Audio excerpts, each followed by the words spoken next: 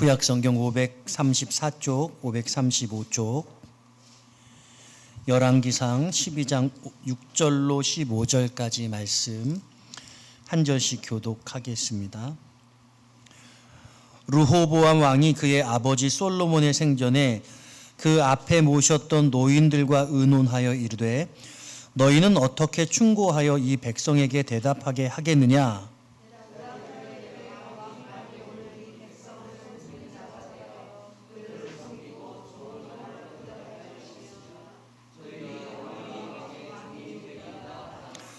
왕이 노인들이 자문하는 것을 버리고 자기 앞에 모셔 있는 자기와 함께 자라난 어린 사람들과 의논하여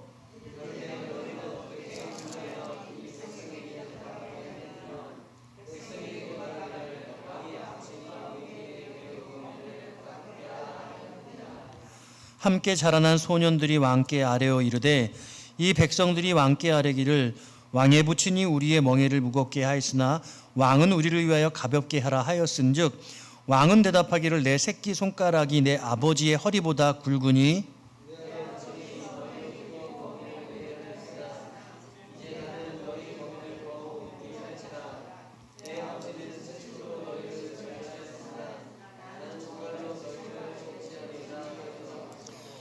삼 일 만에 여로보암과 모든 백성이 르호보암에게 나아왔으니 이는 왕이 명령하여 이르기를 3일 만에 내게로 다시 오라 하였음이라.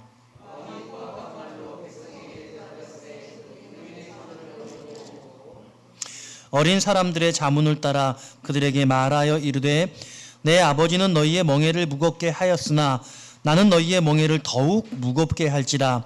내 아버지는 채찍으로 너희를 징계하였으나 나는 전갈 채찍으로 너희를 징치하리라 하니라.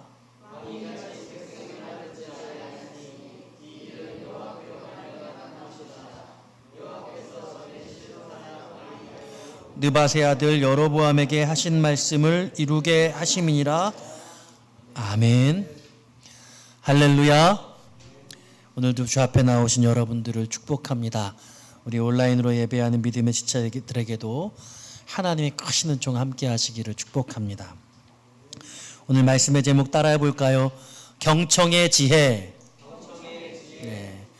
오늘은 우리 지혜, 지난 시간에 솔로몬이 사는 동안에 하나님이 그 땅에 평안을 더하셨는데 오늘은 경청의 지혜라는 제목으로 지혜 시리즈 두 번째 말씀을 함께 나누기를 원합니다. 우리 인생에는 들을 수 있는 것과 들을 수 없는 것이 있습니다. 여러분들은 듣고자 하는 마음을 가지시면 좋겠습니다. 들리는 것이 무엇이고 들리지 않는 것이 무엇인가 그걸 구별해낼 수 있어야 되겠죠. 인간의 청력은 제한적입니다. 모든 소리를 들을 수 없습니다. 박쥐는 그 날개짓을 할 때 인간의 귀에 들리지 않는 소리를 몸으로 체감하고 그 반사를 감지해서 비행한다고 합니다. 아무것도 들리지 않는데 개가 누군가의 낯선 발자국을 듣고 으르렁거리죠. 사람은 느낄 수 없는 그런 청력입니다. 보통 사람의 가청 주파수, 들을 수 있는 주파수 대역을 20에서 2만 헤르츠라고 하는데요. 대체로 4천 헤르츠 내외에서 가장 잘 들을 수 있다고 합니다. 그 위아래로는 점점 둔감해집니다. 특별히 20헤르츠 주파수 영역에서는 100시데벨, 100데시벨은 아주 큰 소리입니다. 그 정도라야 들을 수 있고 또 그보다 작을 때는 잘 들리지 않는다고 합니다. 네, 우리 음악하는 분들은 들리지 않는 것 같은 소리를 들을 수 있는 귀를 가지셨어요. 그래서 잔향이 막 있는데 제가 전문가한테 물어봤는데 전문가는 들린다고 하는데 저는 안 들리더라고요.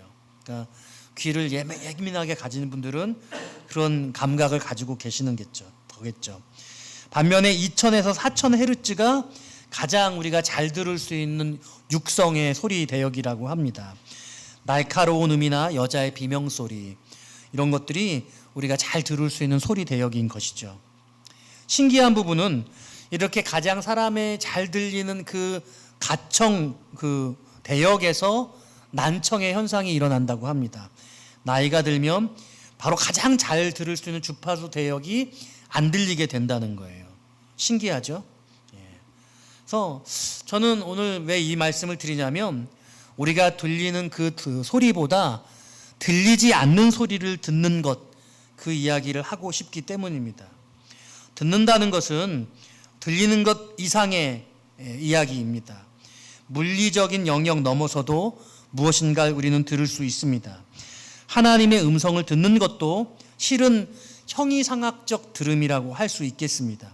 이 소리는 하나님께서 특별히 초자연적으로 어떤 음성을 주실 수도 있겠지만 그와 같은 자연의 물리적 소리가 아니라 내면 세계의 영적 세계의 음성, 내적 음성이라고 하죠. 우리는 그 음성을 듣는 것입니다.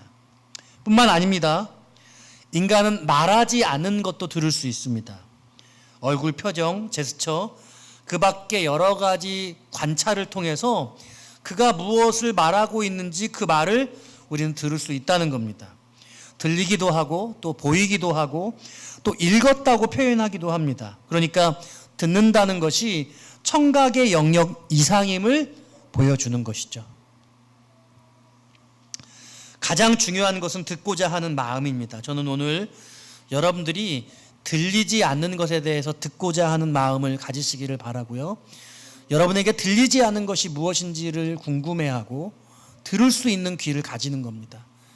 설교 말씀이 들리지 않을 수 있어요. 그러면 쉽게 생각하면 설교를 못해서 설교가 들리지 않는다고 말하겠지만 그게 아니라 그 설교의 내용을 전혀 내가 그 제반을 이해하지 못하기 때문에 들리지 않는 것일 수 있다는 겁니다. 우리는 우리의 이해관계는 충분히 잘 알아들을 수 있지만 다른 사람들의 이해관계는 들으려고도 하지 않고 관심도 없습니다. 그러니 이해할 수가 없는 것이죠.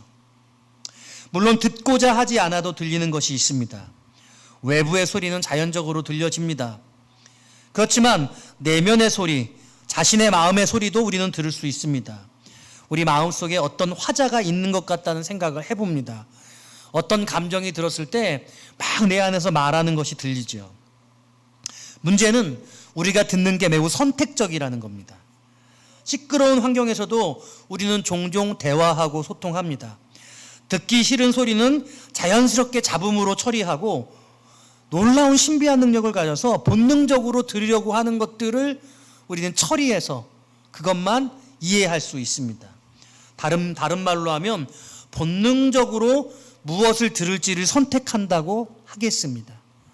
듣고 싶은 것만 듣는 것이죠. 함께 만나도 팩트가 달라지는 이유가 여기에 있습니다.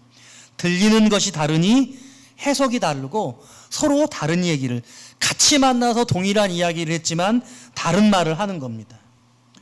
들을 수 있는 것보다 들을 수 없는 것들이 훨씬 많다는 것을 이해해야 합니다.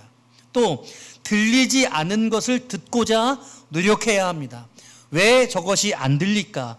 왜 나는 이해하지 못하는 것일까? 물음을 가져야 하는 것이죠. 쉽게 얻어지지 않습니다. 귀를 열어야 합니다. 상대방의 의도를 읽고 마음을 들을 줄 아는 것이 곧 지혜입니다. 그리고 그게 경청에서부터 출발하는 것이죠. 경청은 듣고자 하는 대상에 대한 애정 어린 관심이라고 하겠습니다. 애정이 없으면, 관심이 없으면 바라보지 않게 되죠. 좋아하는 마음이 생기면 일거수일투족을 다 지켜보게 되고 그가 무엇을 원하는지, 어떻게 행동하는지, 그가 무슨 말을 하는지 아주 깊게 생각하게 되는 것입니다. 누가 누구를 좋아하는 것은 그래서 제일 먼저 당사자가 안다는 것이죠. 지혜는 듣는 마음, 곧 경청에서 시작됩니다. 귀가 얇은 사람이 아니라 귀가 밝은 사람이 되시기를 축복합니다. 예수님도 들을 귀 있는 자가 들으라 말씀하셨습니다. 남들이 듣지 못하는 것을 들어야 다른 결정, 탁월한 결정을 할 수 있는 것입니다. 믿음은 곧 들음에서 납니다. 오늘 말씀을 출발하기에 앞서서 우리나라의 통일을 위해 여러분들이 기도하면 좋겠습니다. 대한민국은 반드시 통일이 되어야 합니다. 그래야 살 길이 있어요. 다른 방법이 없습니다. 우리 중국, 미국, 일본, 러시아, 우리나라 잘 산다고 하지만 우리는 수출로 먹고 살고요. 강대국의 눈치를 보지 않으면 존재할 수가 없습니다. 물론 통일보다 더 중요한 것은 하나님이 붙잡아 주셔야 되는 것이죠. 근데 하나님이 붙잡아 주시는 것 안에서 우리는 통일을 소원하고 이루어내야 합니다. 여러분, 우리나라 왜 분단됐습니까?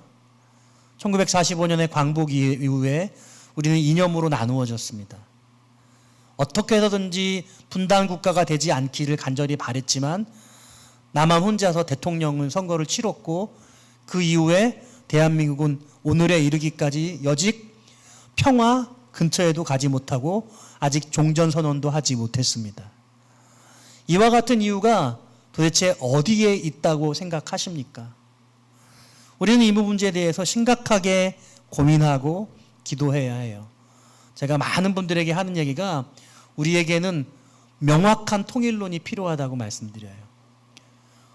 보수는 북한이 두 손 들고 항복하기를 바라고, 진보는 우리가 무조건적인 원조를 통해서 문화적 교류 그리고 경제적 교류를 통해서 통일을 하자고 해야 하는데, 우리나라도 그렇게 통일된 하나된 통일론을 가지지 못하면 어떻게 통일을 이룰 수가 있겠습니까? 근데 이와 같은 이야기가 성경에도 있다는 것이죠. 근데 성경의 이야기는 우리가 우리의 통일을 바라보는 것과 전혀 다르게 진술되고 있다는 것입니다. 오늘 본문은 솔로몬의 아들 르호보암 왕 때에 이르러서 그 나라가 나누어지는 모습을 잘 기록해 주고 있습니다. 오늘 12장의 내용은 나라가 나뉘어질 수밖에 없게 되어지는 그런 상황을 설명하고 있습니다. 르호보암이라고 하는 솔로몬의 아들이 이스라엘의 차기 왕이 되어졌는데, 왕권은 여러분 상속되는 거잖아요. 이번에 우리 엘리자베스 여왕이 돌아가신 후에 그 아들이 이제 왕이 되는데, 이제 우리 왕제도 없애자 막 이러잖아요. 여왕에 대한 존경과 그 애정으로 지금까지 미국이 대영제국이라는 이름으로 많은 나라, 해가 지지 않은 나라가 유지되는데, 이제 그 존경심이 사라지고 그 대가 달라지니까 우리 왕정제도 이제 없애자고 그렇게 전 세계적으로 비판이 많았습니다. 물론 뭐 그 문제는 그냥 지나갔습니다만, 지금 왕은 어떻게 생각하면 아버지로부터 당연히 주어지는 것임에도 불구하고 르호보암은 세겜이라는 곳에 가서 다시금 왕으로 인준 내지는 비준을 받아야 하는 처지에 놓여지게 된 것이죠. 북이스라엘에 있는 여러 지파들이 그렇게 말을 합니다. 솔로몬이 우리를 너무 엄하게 다스려서 우리가 멍에가 너무 무거우니 우리의 멍에를 가볍게 해달라. 그런데 이 르호보암 왕이 3일 만에 시간 달라고 이야기를 하고 노인들의 이야기를 청취하고 자기와 함께 자란 젊은 세대의 이야기를 청취한 후에 누구의 자문을 들을 것인가 고민하다가 자기와 함께 자란 젊은 세대들의 자문을 듣기로 결정을 하고 내가 더 힘들게 너희들을 다스릴 거야 라고 말하자 그것으로 말미암아 백성들이 원성을 얻게 되어지고 남유다와 북이스라엘이 10지파와 2지파로 나눠지는 그런 결과가 초래되고 만 것이죠. 그러니까 르호보암이라고 하는 솔로몬의 아들이 지혜로운 그런 처신을 하지 못했습니다. 훌륭한 왕으로서의 모습을 보여주지 못했다고 할 수 있습니다. 그런데 여러분께서 열왕기서를 쭉 읽어 나오셨다고 한다면 이것이 단지 르호보암만의 문제가 아니라고 성경이 말씀하고 있다는 건 아실 거예요. 이 열왕기상 11장에 보니 솔로몬이 왕의 후반기에 이르러서 많은 아내들을 거느리고 아내들의 등살에 못 이겨서 여러 제단들을 만들고 하나님을 저버리는 죄를 짓게 되지 않습니까? 그리고 이 일로 말미암아 솔로몬이 나라가 분열되게 될 것이라는 예고를 받게 되지요. 그리고 뭐라고 말하냐면 너의 아버지 다윗을 생각해서 솔로몬 너의 당대에는 나라가 나누어지지 않을지라도 너의 아들대에 가서 나라가 둘로 나눠지게 될 것이다 라고 선언당하게 되어집니다. 그러니까 이 성경의 말씀을 쭉 읽어보면 르호보암이 이것을 알았는지 알지 못했는지는 기록되어 있지 않지만 우리가 이것들을 다 아는 상황에서 성경을 볼 때 이거 어차피 나라가 나눠질 수밖에 없었네. 나누어지게 될 나라가 나눠졌네. 이렇게 생각하게 되어진다는 거예요. 여러분, 점 보면 그 점을 볼 때 무당들이 여러분들에게 좋은 이야기를 하면 기분이 좋아지잖아요. 근데 어려운 이야기를 하면 아유 아니야 털어버리면 돼요. 근데 그게 안 털어버려져요. 그 이야기가 가슴에 맺혀가지고 그렇게밖에 될 수 없다고 스스로 운명론에 빠지게 되는 거죠. 성경에도 그런 사람이 있었죠. 사울왕이 그랬잖아요. 사울왕이 사무엘이 없고 하나님도 말씀하지 않으시니 블레셋과의 전쟁이 너무 두려워서 그 죽은 사무엘을 불러 올리라고 하고 그 죽은 사무엘이 사실은 올라왔는데 사실은 죽은 사무엘이 아니라 귀신이 올라와서 너무나 귀신이 곡하게 딱 들어맞게 예언을 하는데 너는 블레셋과의 전쟁에서 내일이면 죽게 될 거야 라고 예고하고 정말 사울은 그렇게 죽임을 당하게 되죠. 근데 어떻게 죽었어요? 정말 죽임을 당한 게 아니라 부상을 당했는데 치욕스럽게 죽고 싶지 않다고 자기를 죽여달라고 그렇게 말해서 비운의 죽음을 맞닥뜨리게 되는 거죠. 그는 그 귀신의 이야기에 빠져서 운명론에 빠져서 아주 정말 너무 비극적인 죽음을 맞이하게 되더라는 거죠. 자칫 우리가 운명론에 빠지게 되면 무엇을 하도 나는 실패할 수밖에 없어. 내가 이렇게 불행한 것은, 내가 이렇게 어려운 것은 이런 운명을 가진 것 때문이야 라고 말하게 된다는 거죠. 근데 성경은 그렇게 이야기하고 있지 않습니다. 오늘 이 부분에 대한 디테일한 얘기는 오늘 오후 4시부터 있을 리트리트 수련회 가서 쭉 말씀을 드릴 거니까 궁금하신 분들은 오시면 오늘 등록하셔도 이광철 집사님 받아주죠? 네, 받아주신답니다. 오시기를 바라고 다시 본문으로 돌아가서 말씀을 드리자면 지금 사실은 솔로몬이 너무나 범죄해서 나라가 2개로 나누어지게 될 것이라는 선언이 있었습니다마는 그럼에도 불구하고 르호보암은 지혜롭고 현명한 판단을 해야 하는 거예요. 제가 이런 생각을 할 때가 많아요. 성도들이 인생에 되게 중요한 기로에서 고민을 할 때 이것이냐 저것이냐를 가지고 고민합니다. 그러면 저도 같이 함께 기도하면서 고민해요. 근데 어떤 선택을 하게 되어질 때 그 선택을 제가 잘 따르지 않는 경우를 참 많이 겪어요. 정말 많이 겪어요. 지혜로운 선택을 해야 되잖아요. 그러면 저는 그런 생각을 해요. 만일 이 선택이 아니라 다른 선택을 했다면 결과가 달라질까?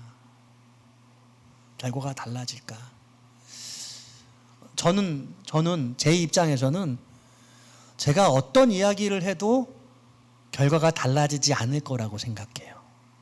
여러분 잘 들으셔야 돼요. 제가 그 선택을 바꿀 수 있는 힘이 저에게 있으면 너무 좋겠는데 결과적으로 어떤 분이 선택한 그 선택이 나쁜 결과를 맺게 되어질 때 저 스스로 얼마나 자책하나 몰라요. 막 자책해요. 그 선택을 잘못된 선택을 하지 않도록 막아줄 수는 없었을까.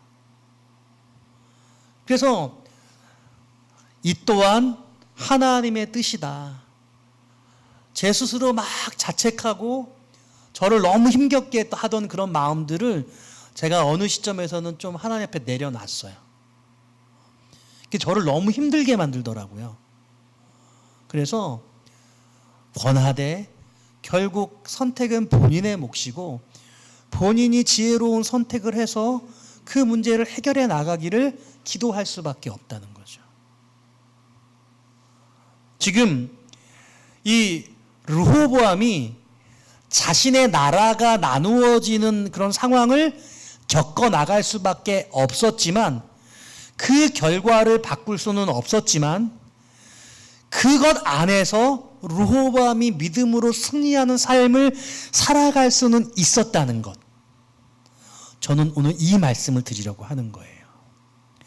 르호보암이 오늘 아주 지혜로운 선택을 했다면 나라가 나누어지지 않을까? 그렇지는 않아요. 하나님은 나라가 나누어질 거라고 이미 예고를 하셨고, 나라는 나누어지기로 이미 그렇게 흘러가도록 정해져 있었던 거예요. 그렇지만 르호보암이 자신의 왕으로서의 인생을 살아가면서 그가 나라는 나누어질지언정 그가 택하는 그 선택은 다른 선택을 할 수 있었다는 거죠. 도대체 그 선택이 뭔가? 오늘 본문의 말씀을 중심으로 살펴보니, 여러분 보십시오. 오늘 내용에서 르호보암이 지금 세겜에 갔습니다. 세겜은 북이스라엘의 중심 수도였어요. 종교적인 그런 수도 역할도 했고, 그리고 경제적으로 아주 힘이 있던 곳입니다. 그래서 르호보암이 사람들을 예루살렘으로 오게 하는 것이 아니라 왕이 되기 위해서 영향력이 막강한 그 도성으로 직접 올라가서 북이스라엘에 있는 여러 지파들을 마주하게 된 것이죠. 그리고 여러 지파의 사람들이 나와서 뭐라고 이야기를 하냐면 멍에를 가볍게 해달라고 요청하고 있는 겁니다.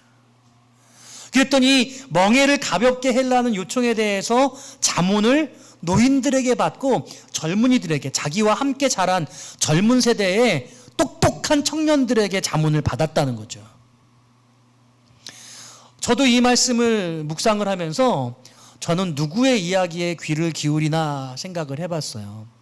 우리 권 목사님, 우리 한 장로님, 오 장로님, 이분들의 말씀에 더 귀를 기울이는지, 아니면 우리 도현이, 우리 서진이, 다희 이 이야기에 더 귀를 기울이는지 제가 골똘히 생각을 해봤는데, 제가 죄송해요. 제가 솔직히 말씀드릴게요. 제 마음은 젊은 세대에 좀 더 마음이 가더라고요. 근데 제가 마음을 좀 고쳐먹었어요. 나도 지혜로운 선택자가 되기 위해서는 우리 좀 마음이 불편한 것 같은 시니어들의 이야기에 관심을 갖고 그 이야기를 따를 수 있는 그런 넉넉한 마음이 필요하겠다라는 생각을 하게 된 것이죠. 제가 사실은 이 말씀을 들으면서 경청이라는 것이 무엇인가, 경청이라는 관점에서 오늘 본문을 생각해 보니, 사람들은 자기가 생각하는 것을 지지해주는 사람의 이야기를 잘 들어요. 내 생각과 동일한 부류. 그래서 이걸 뭐라고 말해요? 유유상종이라고 말하잖아요. 내가 그렇게 생각하는데 그 이야기를 누가 한마디 더 가세해주면 그런 마음에 힘을 얻는 거예요. 그러니까 오늘 이 르호보암도 젊은이들의 생각과 같은 마음이었던 것이죠. 그래서 나랑 생각이 달라요. 그럼 그 사람을 적대감을 가져요. 미워합니다. 근데 여러분 잘 판단하셔야 되는 게, 저 사람이 미워해서 나한테 다른 생각을 이야기를 한 건지, 나를 미워하지 않고 정말 나를 위하는데 지혜로운 조언을 해준 것인지, 이건 구별해줘야 돼요. 어쩌면 가까이 있는 사람이 정말 위험한 사람일 수 있어요. 간신들, 아부하는 사람들, 나한테 무엇인가를 얻어가고자 하는 사람들은 충성스러운 이야기를 하지 못하는 거죠. 그러니까 우리가 경청을 한다는 것은 어떤 사람이 그 말을 진심으로 이야기를 하는 것인지, 그 이야기가 나와 같은 생각인지 반대되는 생각인지 보다 그가 진실한 사람인지 그렇지 않은지, 나를 위하는 사람인지 나를 해하는 사람인지를 판단해내는 게 더 중요하다는 것이죠. 그래서 이해할 수 있는 말, 나와 같은 생각보다 이해하지 못할 말, 나는 도무지 동의가 되어지지 않는 그 말들을 더 귀 기울여 드릴 필요가 있습니다. 우리 자신의 이익을 동의하는 사람이 아니라 나에게 어려움을 주는 그런 이야기를 하는 사람들, 그들의 이야기를 경청할 수 있어야 하는 것이죠. 듣기 싫은 말을 하는 사람들의 그 이야기를 귀 기울여 드리며 그 사람 안에 있는 진정성을 파악해내야 하는 것입니다. 오늘 본문에 노인이 진정성 있는 이야기를 하고 있는지 젊은이들이 진정성 있는 이야기를 하고 있는지 가장 중요한 대목이 등장하는데 그 말씀이 7절입니다. 같이 한번 볼까요? 같이 읽어보겠습니다. 시작. 대답하여 이르되 왕이 만일 오늘 이 백성을 섬기는 자가 되어 그들을 섬기고 좋은 말로 대답하여 이르시면 그들이 영원히 왕의 종이 되리이다 하나. 뭐라고 말하면 이 백성을 섬기는 자가 되라 라고 말하고 있어요. 왕은 통치하는 자잖아요. 다스리는 자입니다. 우리가 생각하는 그런 왕의 자리는 힘과 권력을 가지고 다스리고 통치하는 역할이라고 생각하는데 오늘 노인은 이 왕의 자리, 힘을 가지고 권력을 가지고 통치하는 자리에서 섬겨달라고 부탁하고 있습니다. 그러니까 무거운 멍에를 가볍게 해주라는 말씀을 전하고 있는 거죠. 그들의 본심은 어른들, 시니어들의 본심은 섬기는 자가 되라고 부탁하고 있는 거예요. 이게 누구의 이야기입니까? 우리 예수님의 말씀 아니에요. 크고자 하거든 누구든지 다른 사람의 종이 되고 섬기는 자가 되어야 한다라고 말씀하신 것이죠. 할렐루야. 목사는 다스리는 자리가 아닙니다. 섬기는 거예요. 그래서 당회장이란 말을 저는 사실 그렇게 좋아하지 않아요. 권위의 그런 자리잖아요. 제가 요즘에 지난 주간에 저희 딸하고 크게 다퉜습니다. 아주 크게 다퉜어요. 제가 그 딸과 다툰 이후에 말씀을 깊이 묵상하면서 아버지와 아빠가 얼마나 간격이 큰가를 제가 알았어요. 아버지는 권위의 칭호예요. 다스림의 칭호예요. 아빠는 친구애가 되는 거예요. 가까이 와서 친근하게 곁에 있어주고 어떤 이야기든지 살갑게 듣고 함께 이야기 나눌 수 있는 존재예요. 신선은 아빠가 그냥 아빠였으면 좋겠는 거죠. 아버지가 싫은 거예요. 존댓말을 하라고 해도 잘 안 해요. 근데 남자는 때로는 아버지가 되고 싶기도 하고 때로는 아빠가 되고 싶기도 하잖아요. 그렇죠? 예? 늘 아버지라고 부르는 자식들이 어느 날 아빠라고 부르면 그게 그렇게 좋아요. 늘 아빠라고 부르다가 어느 날 아버지라고 부르면 그게 또 기분이 괜찮거든요. 근데 아버지라고 불러야 될 자리에서 아빠라고 부르고 아빠라고 불러줬으면 좋은 자리에서 아버지라고 부르는 거죠.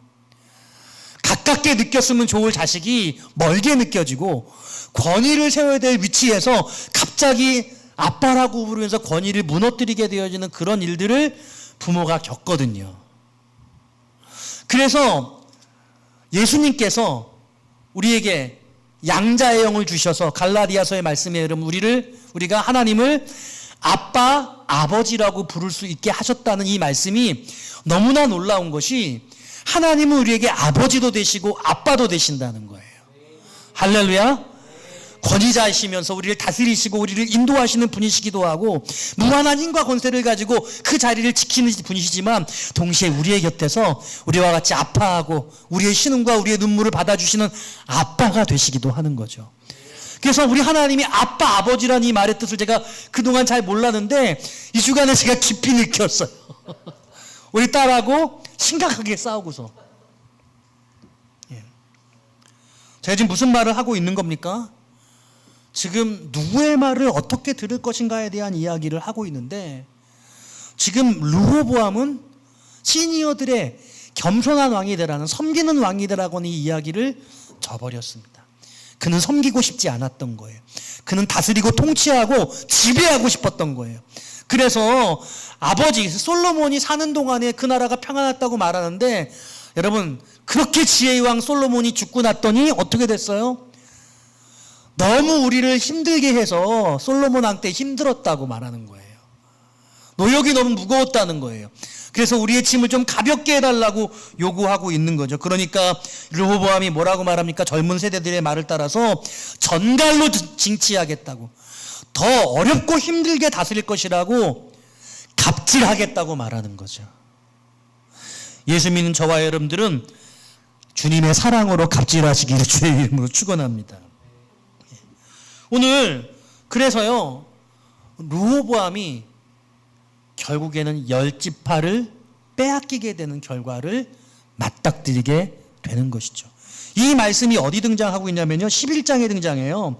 열왕기상 11장에 보면요, 11장 30절에 아이야라고 하는 선지자가 나옵니다. 자기의 입은 새 옷을 잡아 12조각으로 찢고 여로보암에게 이르되, 이 여로보암이 솔로몬의 부하였거든요. 근데 솔로몬이 범죄하자 솔로몬 너의 나라를 나눠서 너의 부하에게 주겠다고 그렇게 11장에서 이야기해요. 그래서 이 여로보암에게 이 아이야가 말하는 거예요. 너는 10조각을 가지라. 이스라엘의 하나님 여호와의 말씀이 내가 이 나라를 솔로몬의 손에서 찢어 빼앗아 10지파를 너에게 주노라, 이렇게 선언합니다. 그리고 오늘 본문 이 12장 15절 말씀에 보니까 뭐라고 말해요? 맨 마지막 부분에 실로 사람 아히야로 느밧의 아들 여로보암에게 하신 말씀을 이루게 하심이더라, 이렇게 말하고 있죠. 르호보암의 이렇게 경청하지 못하는 태도가 나라를 10지파와 2지파, 북이스라엘과 남유다로 찢어 가르게 만들었고, 그리고 20명의 왕이 나오는 동안에 수백 년 동안에 400년 동안에 이런 나라가 갈라지는 그런 삶을 그들은 살아가게 만들었습니다. 오늘 대한민국이 남북이 나누어진 그 이유가 무엇인가도 우리는 하나님 앞에 회개하며 지혜를 구하며 물어야 되는 것이죠. 자, 그럼 다시 본문으로 돌아가서 그럼 이런 질문을 해볼 수 있어요. 만일 그렇다면 르호보암이 노인들, 시니어들의 말을 들어서 겸손한 섬기는 왕이 되겠다고 결심하고 이 세겜에서 이 나머지 지파들에게 너희들의 짐을 가볍게 한다라고 했다면 어떤 결과가 나왔을까? 여러분 어떻게 생각이 드세요? 그래도 나라는 나뉘어졌다. 그래도 나라는 나뉘어졌을 것이다. 근데 르호보암 때문에 나누어진 것이 아니라 불신앙을 가지고 있는 북이스라엘 지파 때문에 나누어진 거죠. 나라가 나누어지는 원인이 르호보암에게 있느냐 이스라엘 백성들에게 있느냐가 갈라지는 거예요. 지금 오늘 본문에서는 이 나라가 나누어지는 이유가 르호보암에게 있는 거예요. 근데 르호보암이 지혜로운 선택을 했다면 나라가 나누어지는 이유가 르호보암 때문이 아니라 북이스라엘 백성들, 북이스라엘의 10지파 때문이 되는 거죠. 동일한 사건이지만 역사의 판단이 달라지는 거예요. 하나님의 기준이 달라지는 겁니다. 여러분 이해되시죠? 그러니까 여러분 어떻게 해요? 운명론에 빠지면 안 된다는 거예요. 우리 부모의 죄로 말미암아 내가 고통을 당할 수도 있으나 그것이 여러분의 죄는 아니에요. 여러분의 문제일 수는 있어요. 여러분의 고통일 수 있습니다. 근데 그게 죄 때문은 아니에요. 주님께서 이 사람의 죄가 이 사람이 나면서부터 소경된 것이 이 사람의 죄 때문입니까? 이 사람의 부모의 죄 때문입니까? 주님이 뭐라고 말씀하세요? 이 사람의 부모 때문도 아니고 이 사람 때문이 아니고 무엇 때문이라고요? 하나님의 영광을 위한 것이라고요. 할렐루야. 오늘 만일 우리의 부모가 죄가 많아서 우리가 고통을 당하고 우리가 많은 아픔을 겪는다고 한다면 그 문제가 우리의 죄 때문이 아니라 우리의 부모의 죄 때문이 아니라 그 고난을 통해서 우리가 하나님께 영광을 돌릴 수 있기 때문이라고 여러분 이해하시기를 바라요. 너무나 중요한 거예요. 오늘 결정적으로 르호보암은 하나님께 물었어야 돼요. 여러분 하나님께 묻지 않았어요. 노인에게 들을 것인가 젊은이에게 들을 것인가. 오늘 본문에서는 젊은이에게 듣기보다는 노인에게 들으라고 그렇게 말씀하고 있어요. 그런데 노인에게 듣던 젊은이에게 듣던 결정적인 하나 앞에 내 자신의 결정권자는 하나님이십니다라고 주님께 물었어야 돼요. 어떻게 하기를 원하십니까? 여러분 신앙생활하면서 중요한 문제는 다 우리가 하나 앞에 기도한다고 해요. 근데 기도한다고 하는데 결정은 내가 하는 거예요. 여러분 결정권을 주님께 내어드리셨어요? 주님이 결정하시는 건 맞습니까? 그 결정이 나의 모든 이익을 빼앗아가는 결정이라고 할지라도 그 주님의 결정에 따르실 수 있겠습니까? 제가 말씀드려요.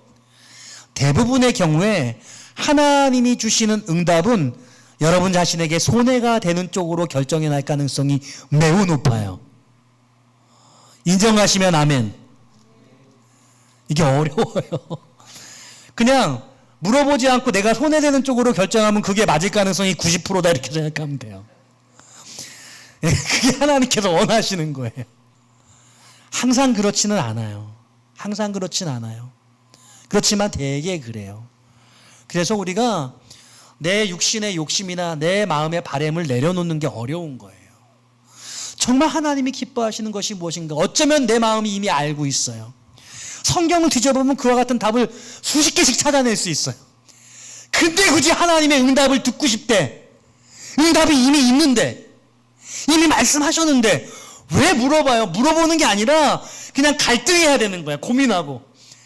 하나님의 뜻은 있는데 내가 받을 것인가 안 받을 것인가를 고민하는 것이지 하나님의 뜻을 묻는 게 그게 아니에요. 근데 오늘 이 중차대한 이 문제를 르호보암은 하나님께 물었어야 해요. 중요한 이 문제에 대해서 하나님이 분명히 말씀해 주셨을 것이라고 저는 확신합니다. 왜냐하면 나라를 나누어 줄 것이라고 그렇게 여로보암에게 말씀하신 것처럼 르호보암에게도 말씀하신다는 거죠. 여기서 여러분 오해하지 말아야 될 매우 중요한 사실이 있는데 무엇이냐면 마치 이 말씀, 이 본문을 읽으면 하나님의 뜻이 10개 지파, 유다 지파, 르호보암이 아닌 10개 지파의 나라, 북이스라엘 쪽으로 하나님의 뜻이 가는 것 같아요. 근데 지금 하나님의 뜻 어디 있는 거예요? 하나님의 뜻은, 하나님의 구속의 역사는 계속해서 남유다에 있는 거예요. 메이저가 북이스라엘 10지파예요. 근데 10지파가 메이저가 아니라 남은 한 지파, 그리고 맡겨진 베냐민 지파, 이게 메이저예요. 그래서 하나님은 이 다윗의 왕조를 끊어내지 않으셨어요. 이 북이스라엘은 계속해서 반역과 반역의 역사가 일어나면서 왕조가 바뀝니다. 계속 살해하고 살해당하고 죽이고 죽으면서 왕권이 바뀌었어요. 선한 왕이 단 한 명도 나오지 않았습니다. 모두가 다 죄악된 길, 이른바 여로보암의 길이라고 말해요. 여로보암의 입장에서 살펴보면요, 여로보암은 그래요. 하나님이 12지파를 떼어서 10지파를 맡겨주시는 은혜를 얻었어요. 그런데 10지파의 왕이 되고 보니 예루살렘에 가서 제사를 못 드리겠는 거예요. 왜? 꿀린다고 생각하는 거죠. 영적 수도가 예루살렘이니까 거기 가면 안 되는 거예요. 여러분 북조선의 여러분 그 김일성이 마치 자신을 신격화해가지고 자신이 하나님인 것처럼, 그의 부모님이 예수를 믿었었잖아요.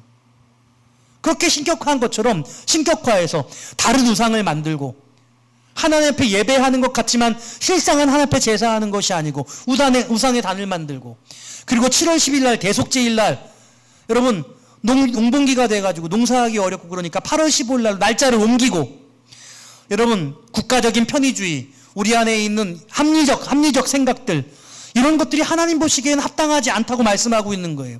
하나님의 뜻을 그대로 따랐어야 되는 것이죠. 어렵더라도 하나님이 내게 은혜 주셨으니 이스라엘 백성들, 북이스라엘 백성들 예루살렘에 가서 제사하게 하고 예배하게 하고 다녀오라고 하고 그렇게 할 수 있었어야 되는 거죠. 근데 그러지 못하고 그 준 것을, 하나님이 주신 은혜를 빼앗기지 않으려고 인간적인 방법으로 몸부림치니 결국에는 그 왕조가 그 다음 아들 때에 살해당하게 돼서 그 왕조가 끊어져 버리고 마는 거죠. 그러므로 오늘 주님이 주신 은혜를 우리가 어떻게 지켜나갈 것인가 하는 부분에 하나님의 참된 지혜가 필요하다라고 말씀드릴 수 있는 것입니다. 말씀을 정리합니다. 우리는 경청하고 있습니까? 어떤 선택을 할 때 그 선택이 정말 하나님께서 원하시는 것인지 묻고 귀담아 듣고 그분이 말하는 바를 진정성 있게 떠올려 본 적이 있습니까? 오늘 르호보암은 그 기회가 주어져서 노임들의 자문을 받았음에도 불구하고, 겸손한 왕이다라고 그렇게 이야기를 들었음에도 불구하고 그 자기의 안에 있는 오만함, 정말 갑질하고 싶은 왕이 돼서 통치하고 군림하고 싶은 왕이 돼서 그 노인들의 자문을 받지 않고 더더욱이 하나님께 묻지 않고 그는 그 아버지 솔로몬의 지혜를 얻지 못한 채 결국에 비운의 나라의 왕이 됐어요. 그래서 르호보암의 길이라는 것들 역시 하나님 보시기에 다윗의 길과 르호보암의 길은 완전히 다른 길이에요. 하나님이 기뻐하지 않은 삶의 모습의 전형이 르호보암의 길이에요. 오늘 그 분단의 책임이 오롯하게 르호보암에게 주어지고 있는 모습을 이 본문을 통해 우리는 알 수 있는 겁니다. 사랑하는 여러분, 오늘 여러분들의 인생 가운데서 어떤 선택을 할 때 그 선택이 지혜로운 선택이 되어지시기를 주님의 이름으로 부탁드립니다. 우리 찬양하고 합심해서 기도